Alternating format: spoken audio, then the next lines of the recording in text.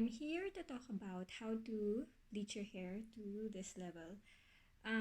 In this video, I actually already had somewhere like here up to the ends of my hair that was already light, so you're actually only going to see the roots of my hair to a little bit lighten to this level. It's easier to get the hair that's near your roots to lighten because of the heat from your hair. But you'll see that later.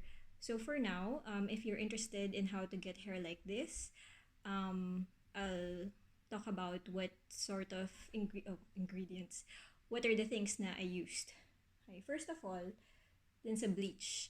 When I first started bleaching my hair, I would just use what was available. Tapos, I realized na not all bleaches are the same kasi with the bleach na I use, which is the Blonde Me Bond Enforcing from Schwarzkopf, I noticed na when I use this, it lightens my hair past the brassy orange phase. Parang, even if I don't get it to this level right away, hindi siya yung sobrang rusty yung itsura. So, that's why I like this kasi unang-una parang yun nga, it gets you to the yellow level right away. Even on the first lift pa lang, even in the first session. Tapos at the same time, yun nga, may bond enforcing siya, so it's not as harsh. So, I normally use I used 1.5 ounces to do my roots plus a little bit. And then yung ratio niya is 1:2. So, I actually have this in my shop also. But I wanted to show lang people who are interested how I do it. Tapos, I would suggest na if you're going to do the ends of your hair, to use maybe 30 to 40 level kasi nga you don't have the heat from your head. So, the higher the volume, the more that it will process or it will lift. I actually used 20 vol for my roots. And I still use Blonde Me para ano siya. Partner talaga siya with the bleach. So that's for your bleach talaga. Then you would need the bowl and the brush. When you're mixing those, even though it already has yung bond enforcing dun sa bleach mismo, I still try to use a little bit of OLAPLEX. You shouldn't put too much kasi you don't want to dilute the mixture. Parang sayang lang if you're going to do your bleaching tapos you dilute it so much na it won't lift effectively. That's why also you should look at the ratio nga. What I did nga was 1:2, but this Blonde Me, parang it's variable. It's what says in the direction. So, pwede siyang 1:1, parang for 1 ounce of powder, you can do 1 ounce of developer cream. Or if you want it creamier, it could be, the thinner consistency, the normal nga is 1:2. That's what I saw in their official video. And you can even stretch it to 1:2.5. Pero for me kasi I was thinking na if I do it 1:2.5, yun nga, mas marami yung malalagay mo sa hair mo pero it might not get you the lift na you want. So sayang lang din. So that's during the bleaching session. What I also use is I talk about sectioning my hair. Tapos to do that, I use a mixture of clips. At the same time, that's for the bigger sections then. But individually, when I section my hair, I use these neon elastic ponytail, yung type na parang ginagamit nung mga bata pa tayo, ganyan. Para nga I get thin sections and then kailangan maliit lang yung ponytail mo, otherwise it's hard to tie it, to keep it in place. Medyo nakakatagal yon, pero it's better to get yourself prepared for the bleaching session para yung amount of time na your hair is with the bleach is really the processing time. Hindi yon nga yung parang nagkaka-start mo dito, then you do your whole hair.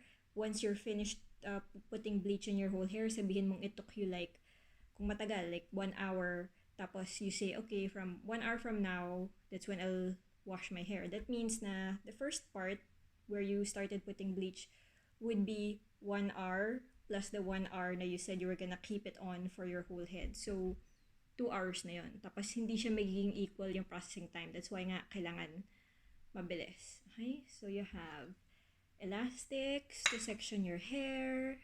Bleach, bleach, bleach. When you wash off your hair, if you're using OLAPLEX 1 nga, you have to, kapartner niya is yung OLAPLEX 2. So, tong OLAPLEX nga, I also actually have it in my Shopee kasi what I have in my Shopee are the things na I personally use as well.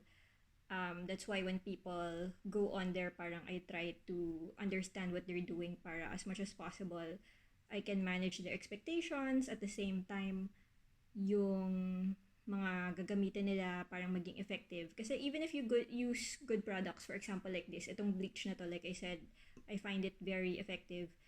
If kunyari you don't section your hair very well, or if hindi mo i-cover, or sabihin mong you don't put it on at the right time, it's possible na you still won't get the results na you should when you're using it properly. So, you have yung OLAPLEX 1, OLAPLEX 2, kunyari, ano mo na yung hair mo.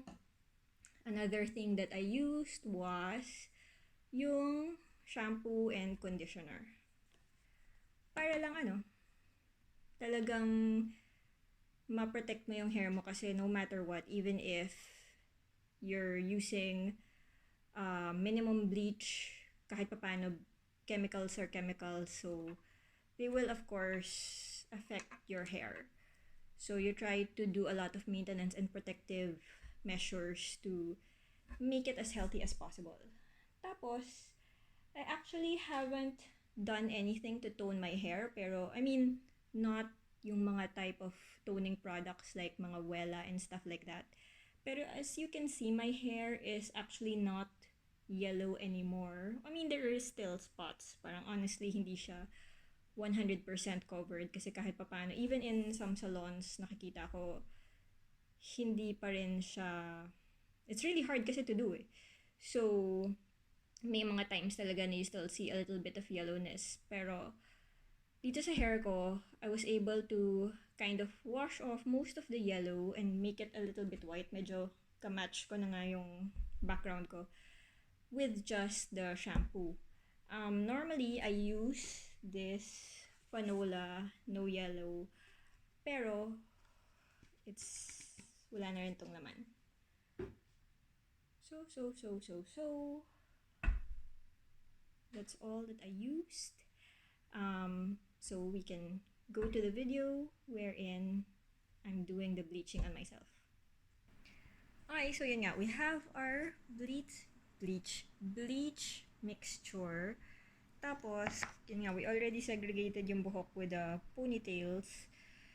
I sectioned it off lang into 4 para we're gonna put it first dito sa mga outside before we start putting it dun sa different sections.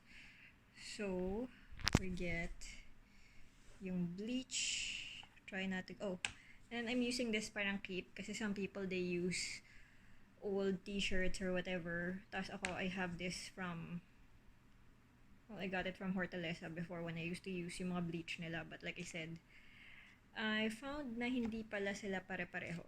Meaning, when I used to use yung bleach noon, mas damaging siya. Tapos, it takes several sessions bago mo ma-lighten yung hair mo the way you want as opposed to doing it one time. It's better to be able to reduce the number of sessions of bleach para ma-lessen nga yung damage. So, you have to try to lighten it as much as you can with konting sessions. So, this is the bleach and we're gonna put it to the major sections na muna. Tapos, you'll try not to overlap it dun sa part na bleach na. Kasi obviously, you don't need to process that anymore. Just need it dun sa may black or natural hair color. Itong parts na to, I find actually parang medyo hindi siya nagla-lighten. Sobra-sobra. Kasi parang medyo baby hair siya and stuff. So, we'll do it here first.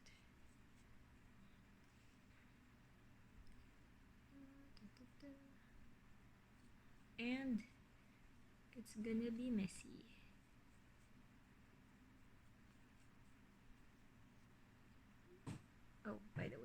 dapat naka gloves, otherwise there's gonna be like this white thing on your fingertips. I'll do that in a little while. Medyo mahirap lang because I'm trying to record the process.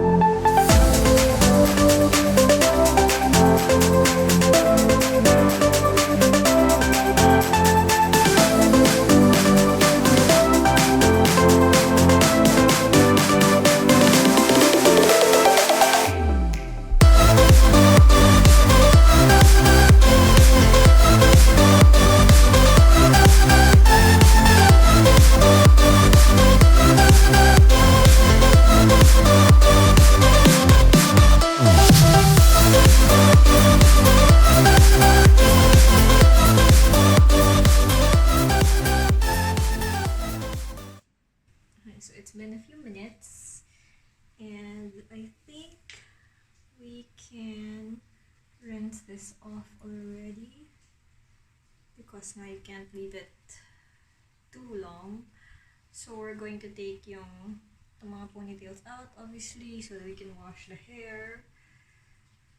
I will use OLAPLEX na shampoo. We also have OLAPLEX conditioner. And then yung OLAPLEX one na we put kanina with the bleaching powder. I said before na it works with the OLAPLEX 2.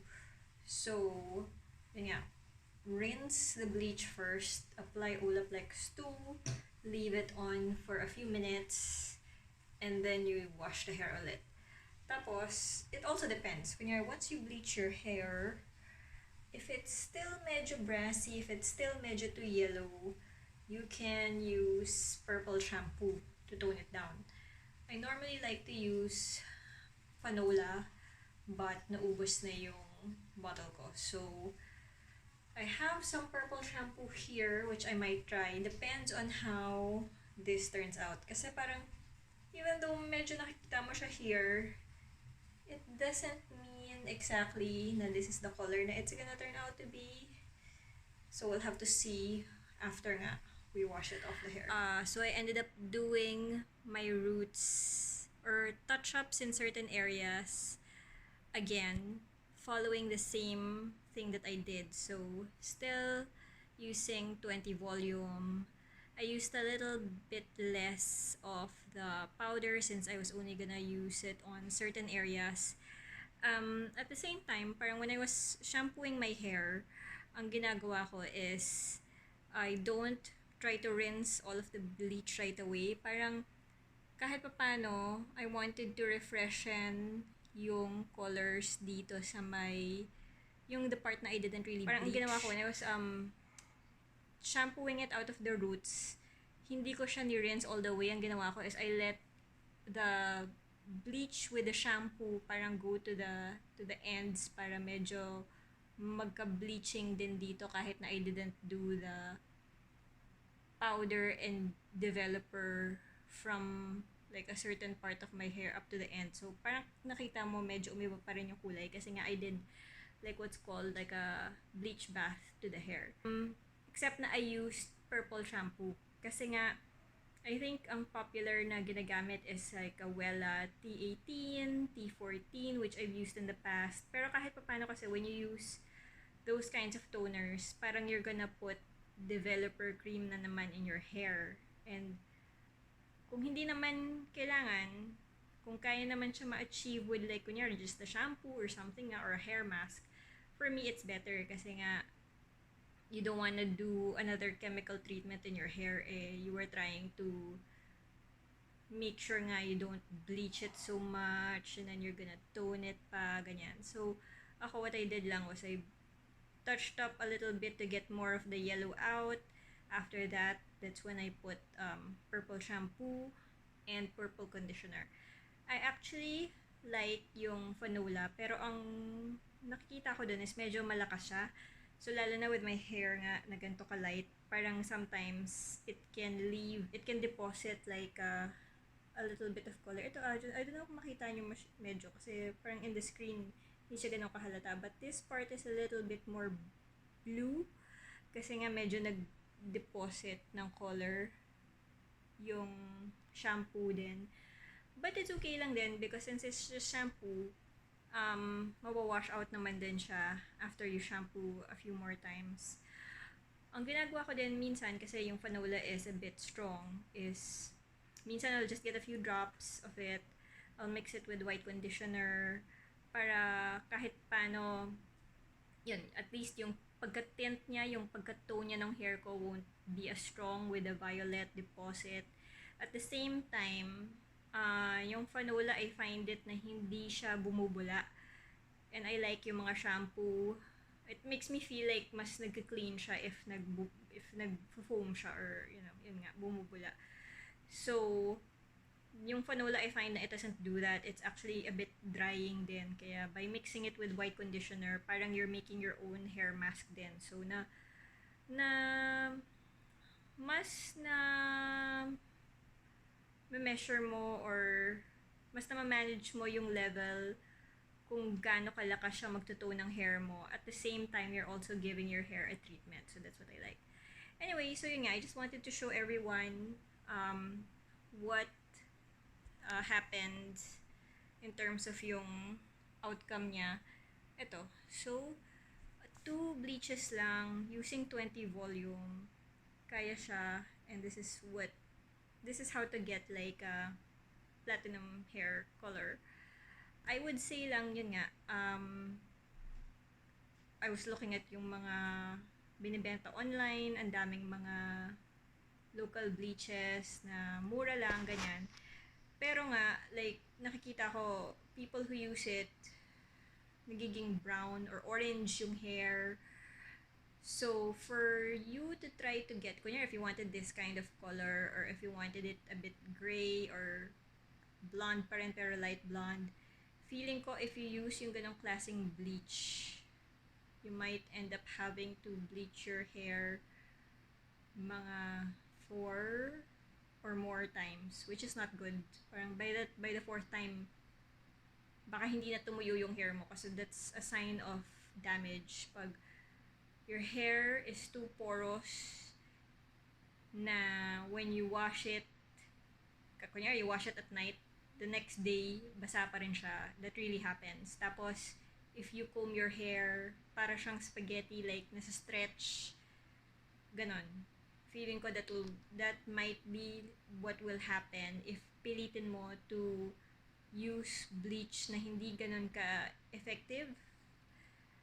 So, it's still possible to get your hair really light, pero at the cost of your hair getting super duper damaged, na I would say it's better to just get something that works. Yeah.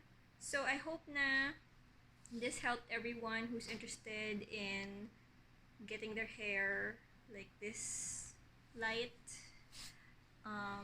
and wants to do it at home. Kasi nga, like I said, I've gone to salons before and kasi mahal ang binayad ko, ganyan. And I still didn't get the result I wanted, which is like this, ganito ka-light. Hindi daw kaya. So, ang ginawa ko na lang is I invested in good products yung mga kilala instead of yung kung ano lang yung available na mura, ganyan. And then I was, medyo na happy naman ako na kaya pala siya. Yun nga lang, just make sure you use the right things. One, to get the results you want, and then two, to make sure na you still maintain the health of your hair while getting the result na you wanted in terms of yung color ng hair mo.